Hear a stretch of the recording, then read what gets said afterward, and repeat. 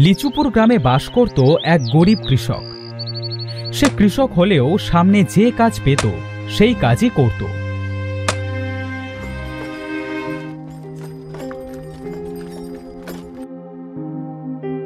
একদিন তার বউ বলল, ওগো, এভাবে আর কতদিন বাজার ঘাট করবে না শুনি?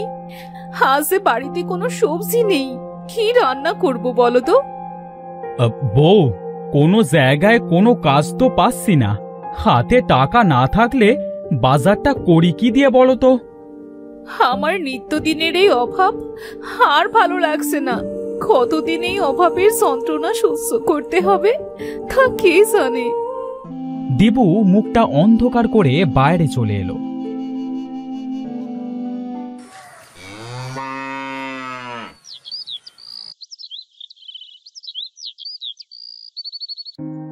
সন্ধ্যায় যখন তারা ঘরে ছিল, অজয় নামের একটা লোক দিবুদের বাড়ি আসলো। দিবু, এই দিবু, আরে তোরা কেউ কি বাড়িতে নাই নাকি? আরে ভাই, তুমি এসে গরিবের বাড়িতে হাতির পা, তা কি মনে করে আসলে আমাদের বাড়ি? তোমার কাছে একটা দরকারে এলাম ভাই। তুমি তো জানো আমি নতুন ঘর করেছি, সেই ঘরে মাটি দিতে হবে। হ্যাঁ হ্যাঁ ভাই, আমি তোমার ঘরে মাটি এনে দেব। তা বলো, কোথা থেকে মাটি আনতে হবে? আরে দাঁড়াও দাঁড়াও, এত ব্যস্ত কেন? মাঠে আমার যে উত্তরের জমিটা আছে সেই জমি থেকে মাটি কাটতে হবে, বুঝলে? আচ্ছা ভাই, আমি তোমার জমি থেকে মাটি কেটে দেব, তুমি নিশ্চিন্তে বাড়ি যাও। ভাই, তোমাকে মাটি কেটে বাড়ি আনতে হবে না, ওখানে গাড়ি থাকবে। মাটি কেটে গাড়িতে উঠিয়ে দিতে হবে। কাল সকাল থেকে কাজ শুরু করো। হ্যাঁ আচ্ছা ভাই, ঠিক আছে।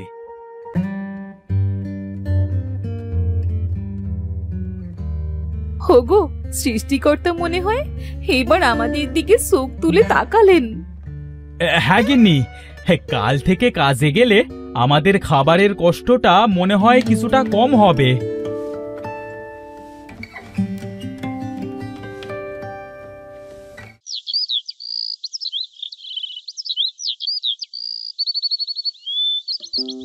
পরের দিন সকালে দিবু মাটি কাটবার কাজে মাঠে গেল।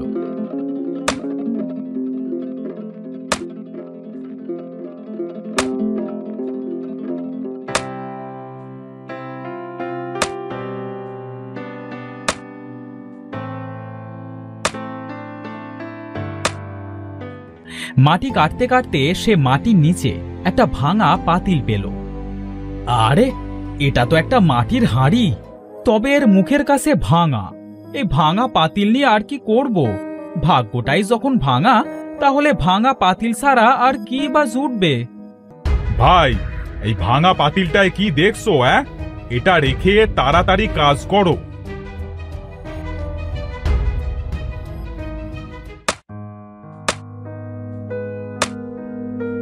দিবু মাটি কাটবার কাজ সেরে বিকেলে বাড়ি যাবার জন্য পা বাড়ালো। হঠাৎ তার পাশে রাখা হাঁড়িটার কথা মনে পড়ল। আরে, হাঁড়িটার কথা তো ভুলেই গিয়েছিলাম। হাঁড়িটা নিয়েই যাই, আমাদের তো একটা হাঁড়ি। এই ভাঙা হাঁড়িতে না হয় চাল টাল রাখবো।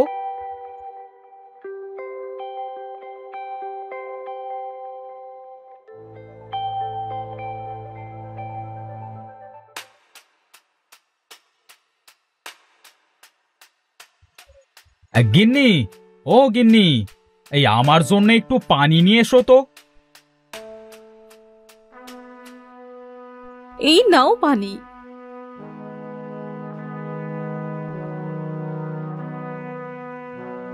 এই ভাঙা পাতিল আবার কোথা থেকে আনলে? আর বলো না গিন্নি, মাটি কাটতে কাটতে পাতিলটা উঠে এসেছিল, তাই ফেলে না দিয়ে সাথে করে নিয়ে এলাম। ভালোই করেছো। চাল রাখার জন্য আমাদের ঘরে কিচ্ছুটি নেই, এটাই আমি চাল রাখবো। হ্যাঁ রাখো, সেটাই ভালো হবে। দিয়া পাতিলটা সুন্দর করে পরিষ্কার করে তাতে কিছু চাল রাখলো।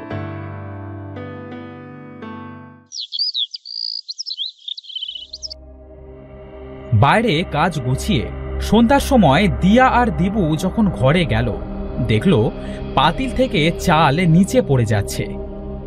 গিন্নি, তুমি আজ এত চাল কোথায় পেলে? হাঁড়িতে ধরছে না বলে নিচে রেখেছো? দিয়া খাটের নিচে তাকিয়ে দেখলো চাল পাতিল থেকে নিচে যেন উতলে পড়ছে।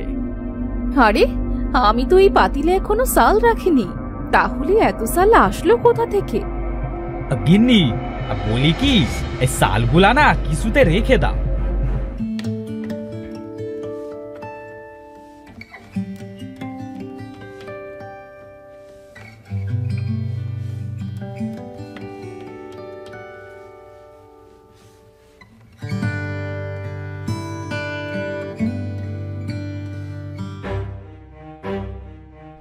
আরে দেখো, এই পাতিল আবার চালে ভরে গেছে। এইটা তো জাদুর পাতিল মনে হয়। আমার কিন্তু খুব খুশি লাগছে। গিন্নি, আমাদের কষ্টের দিন বুঝি এবার শেষ হবে। শোনো গিন্নি, এই পাতিলের কথা যেন ভুলেও কেউ টের না পায়। আরে না না, কেউ টের পাবে না। তুমি এক কাজ করো, এই পাতিলের ভেতরে কিছু টাকা রেখে দেখো তো, টাকা হয় নাকি। যেই ভাবা সেই কাজ। দিবু পাতিলের ভেতরে টাকার একটা নোট রাখতেই সম্পূর্ণ পাতিলটা টাকায় ভরে গেল। আরে বাপরে, এটা তো ভারী অবাক করা কথা।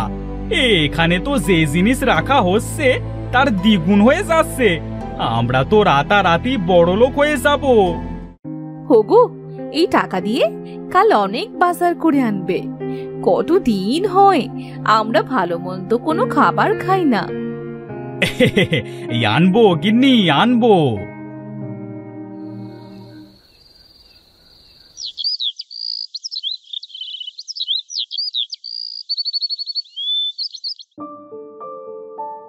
পরের দিন দিবুদের বাড়ি অনেক ভালো ভালো খাবারের আয়োজন করা হলো। দিয়া খেতে খেতে বলল, আহ, কতদিন পরে মনে হচ্ছে যেন অমৃত খাচ্ছি। খাবার আগেই যেন পেটটা ভরে গেছে। খাও গিন্নি, খাও। এখন থেকে যত খুশি তত খাবে। হোগো, এবার আমাদের এই ভাঙা বাড়িটা ভেঙে একটা সুন্দর দেখে বাড়ি করলে কেমন হয় বলো তো? কথা তো মন্দ বলনি। তাছাড়া এবার যদি ঝড় বৃষ্টি হয় তাহলে তো আমরা এই ঘরে থাকতেই পারবো না। দেখি, এই আমি কালই ঘরের মিস্ত্রির সাথে কথা বলবো। হ্যাঁ।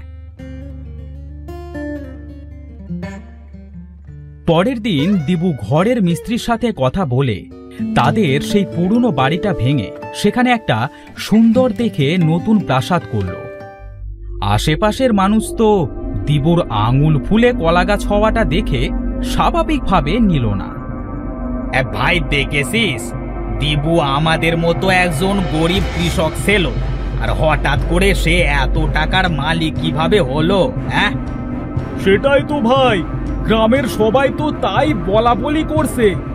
ভাই, আমরা আজ রাতে ওদের সব ঘর তল্লাশি করব। হ্যাঁ, দেখি এদের এত টাকার মালিক হবার কারণটা কি। হ্যাঁ হ্যাঁ ভাই, ঠিকই বলেছো। চলো আজ রাতে তাহলে গিয়ে দেখি ওদের টাকার রহস্যটা কি।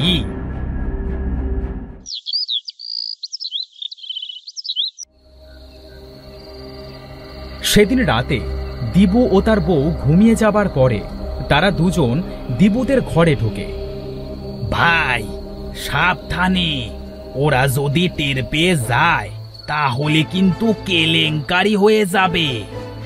হ্যাঁ ভাই, গ্রামে আমরা মুখ দেখাতে পারবো না। এবার কিন্তু আমার খুব ভয় করছে। চল ভাই, বাড়ি ফিরে যাই। আরে না, দাঁড়া দেখি কি করা যায়।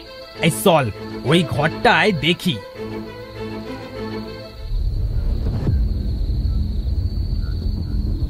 তারা ঘরের ভেতরে যেতেই তাজু টেবিলে চোট খেয়ে টেবিলে থাকা ফুলদানিটা পড়ে যায়। ঘরের ভেতরে প্রচন্ড শব্দ হওয়ায় দিবু ও তার বউ জেগে যায়।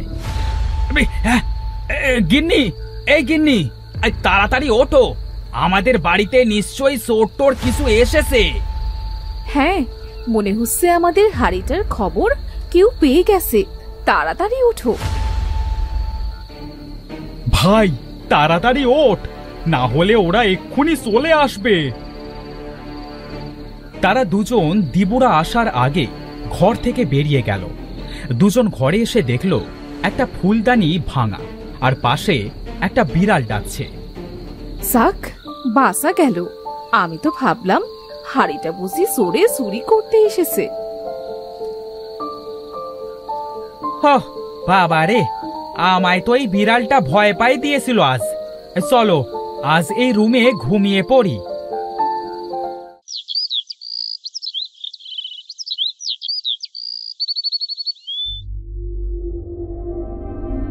গিন্নি, আমার অনেক টাকা চাই।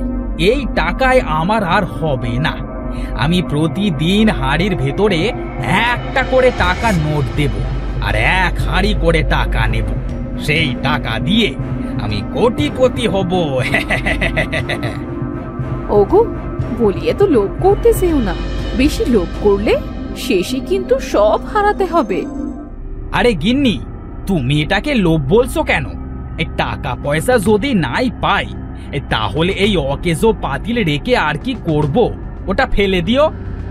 মুখে যা আসছে তাই বলে যাচ্ছ। যার জন্য এত কিছু পেলে তাকেই কিনা আজ অকেজো বলছো? এই তুমি চুপ থাকো। পাতিলটা আমি পেয়েছিলাম, আমি। এটা মনে রেখো, আমি এটা দিয়ে যেটা খুশি সেটা করতে পারি। জ্ঞান দিচ্ছে। তাদের ঝগড়ার মাঝে একটা বুড়ি তাদের বাড়ি এসে বলল, মা, বাড়িতে কেউ আসো?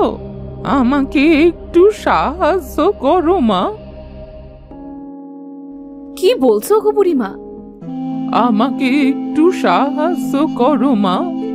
আমার যে খুব খাবার কষ্ট, কিছু খাবার দেবে মা আমাকে? হ্যাঁ বুড়িমা, তুমি ভেতরে চলে এসো, আমি তোমাকে খাবার দিচ্ছি। দিয়া বুড়িকে নিয়ে ঘরের ভেতরে গেল। দিবু বুড়িকে দেখে বলল, এই কি হলো? এই বুড়িকে তুমি বাইরে থেকে বিদায় না করে ঘরের ভেতরে আনলে কেন? হ্যাঁ, কি বলছো তুমি বুড়িমার সামনে? ইনি ক্ষুধার্ত, তাই খেতে এনেছি। যাও, একে বাইরে খাবার দিয়ে বিদায় করো। কি ময়লা দেখতে। হ্যাঁ, থাক বাবারা, তোমরা আমার জন্য নিজেদের ভেতরে আর ঝগড়া করো না, আমি চলে যাচ্ছি। বুড়ি কথা বলে তাদের বাড়ি থেকে চলে গেল। দিবু দিয়াকে বলল, এই, তোমাকে আজ বলে দিলাম যে সে মানুষকে আমার বাড়িতে আনবে না, বুঝেছো? তুমি অনেক পাল্টে গেছো, আগের মতো আর নেই। আগে আমরা গরিব ছিলাম, তবে শান্তি ছিল। এখন এখন অনেক টাকা আমাদের, তবুও যেন কোনো শান্তি নেই। হ্যাঁ, যত সব অলুক্ষণে কথা। আমি এখন হাঁড়ির ভেতরে টাকা দেব। আমি ঘরে গেলাম, হাঁড়িটা নিয়ে এসো ঘরে। দিবু এই কথা বলে ঘরের ভেতরে চলে গেল। দিয়া হাঁড়িটা নিয়ে গেল দিবুর কাছে।